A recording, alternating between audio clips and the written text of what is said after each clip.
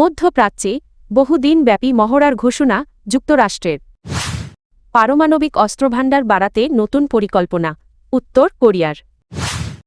যুক্তরাষ্ট্রের সঙ্গে সমঝোতা করতে তদবির করছে ইরান।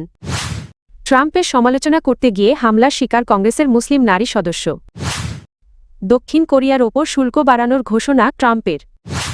ইরানকে কেন্দ্র করে ক্রমবর্ধমান উত্তেজনার মধ্যে মধ্যপ্রাচ্যে বহুদিনব্যাপী সামরিক মহড়া চালানোর পরিকল্পনা ঘোষণা করেছে যুক্তরাষ্ট্র। একই সঙ্গে পারমাণবিক শক্তিচালিত বিমানবাহী রণতরী ইউএসএস আব্রাহাম লিঙ্কন এর নেতৃত্বে একটি বড় নৌবহর ওই অঞ্চলে মোতায়েন করেছে ওয়াশিংটন। বুধবার ২৮ জানুয়ারি দ্য গার্ডিয়ানের এক প্রতিবেদনে এ তথ্য জানানো হয়। মঙ্গলবার যুক্তরাষ্ট্রের সেন্ট্রাল কমান্ডের সেন্টকম অধীনস্থ এয়ার ফোর্সেস সেন্ট্রাল জানায় তারা বহুদিনব্যাপী প্রস্তুতি মহড়া পরিচালনা করবে। এই মহড়ার মাধ্যমে সেন্টকমের দায়িত্বপূর্ণ এলাকায় যুদ্ধবিমান দ্রুত মোতায়েন বিস্তৃতভাবে ছড়িয়ে দেওয়া এবং দীর্ঘ সময় ধরে পরিচালনার সক্ষমতা যাচাই করা হবে। সেন্টকমের এক বিবৃতিতে বলা হয়, এই মহড়ার লক্ষ্য হল সামরিক সম্পদ ও জনবল ছড়িয়ে দেওয়ার সক্ষমতা বৃদ্ধি, আঞ্চলিক অংশীদারদের সঙ্গে সহযোগিতা জোরদার করা এবং যেকোনো পরিস্থিতিতে নমনীয় সামরিক প্রতিক্রিয়ার জন্য প্রস্তুত থাকা। তবে মহড়ার নির্দিষ্ট সময়সূচি, স্থান কিংবা অংশগ্রহণকারী সামরিক সরঞ্জামের বিস্তারিত প্রকাশ করা হয়নি। পারমাণবিক শক্তি ও ক্ষেপণাস্ত্র সক্ষমতা আরও বাড়াতে নতুন পরিকল্পনা হাতে নিয়েছে উত্তর কোরিয়া। দেশটির সর্বোচ্চ নেতা কিম জং উন এ বিষয়ে সরাসরি নির্দেশনা দিয়েছেন বলে জানিয়েছে রাষ্ট্রীয় সংবাদ সংস্থা Korean central news agency KCNA। বুধবার ২৮ জানুয়ারি এ তথ্য প্রকাশ করা হয়।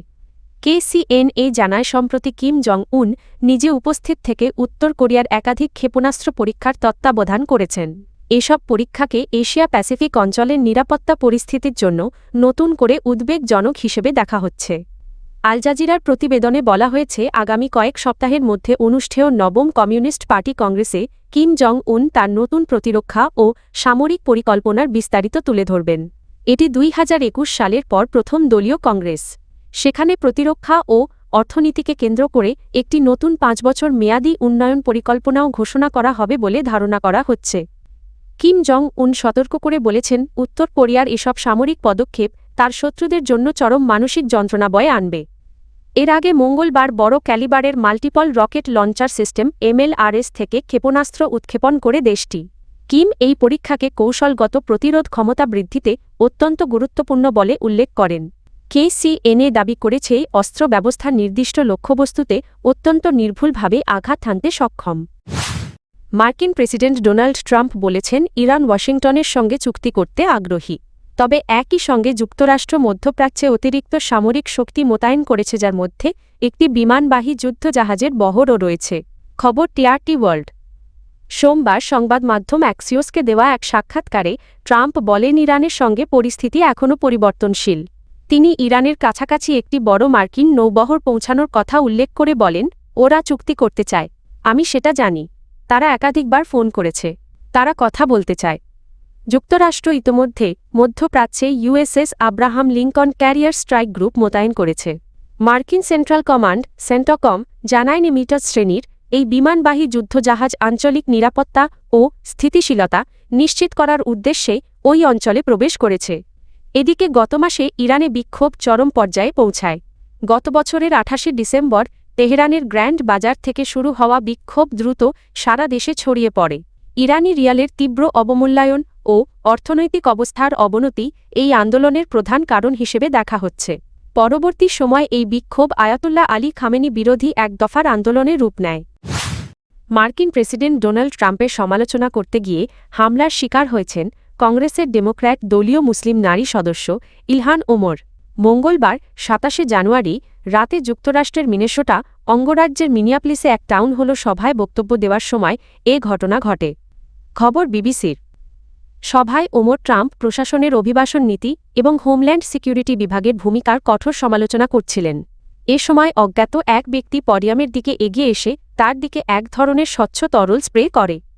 তবে নিরাপত্তা কর্মীরা তাৎক্ষণিকভাবে হামলাকারীকে আটক করে পরিস্থিতি নিয়ন্ত্রণে আনেন।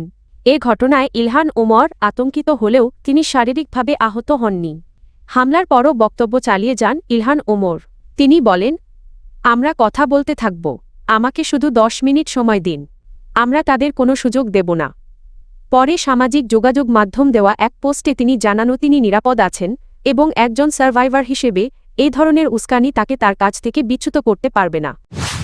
দক্ষিণ কোরিয়া থেকে আমদানি করা পণ্যের ওপর শুল্ক বাড়ানোর ঘোষণা দিয়েছেন যুক্তরাষ্ট্রের প্রেসিডেন্ট ডোনাল্ড ট্রাম্প। তার অভিযোগ ওয়াশিংটনের সঙ্গে করা বাণিজ্য চুক্তি দ্রুত অনুমোদনে ব্যর্থ হয়েছে সিউলের আইনসভা। খবর আল জাজিরার। সোমবার সামাজিক যোগাযোগ মাধ্যম ট্রুথ সোশ্যাল এ দেওয়া এক পোস্টে ট্রাম্প জানান দক্ষিণ কোরিয়ার পণ্যের ওপর শুল্ক 15% থেকে বাড়িয়ে 25% করা হচ্ছে। তিনি দাবি করেন গত বছর দুই দেশের মধ্যে হওয়া বাণিজ্য চুক্তি এখনও দক্ষিণ কোরিয়ার সংসদে অনুমোদন না পাওয়ায় এ সিদ্ধান্ত নেওয়া হয়েছে। ট্রাম্প বলেন এই বাড়তি শুল্ক গাড়িকাঠ ওষুধ সহ তার ঘোষিত রেসিপ্রোকাল বা পারস্পরিক শুল্কের আওতায় থাকা সব পণ্যের ক্ষেত্রে প্রযোজ্য হবে। তবে সোমবার রাত পর্যন্ত এ বিষয়ে হোয়াইট হাউস থেকে কোনো নির্বাহী আদেশ জারি করা হয়নি। দক্ষিণ কোরিয়ার প্রেসিডেন্ট কার্যালয় চিয়ং ওয়া-দে এক বিবৃতিতে জানায় যুক্তরাষ্ট্রের পক্ষ থেকে শুল্ক বৃদ্ধির বিষয়ে তারা এখনও আনুষ্ঠানিক কোনো নোটিশ পায়নি। ট্রাম্পের ঘোষণার পর পরিস্থিতি পর্যালোচনায় মঙ্গলবার একটি বৈঠক ডাকার কথাও জানানো হয়।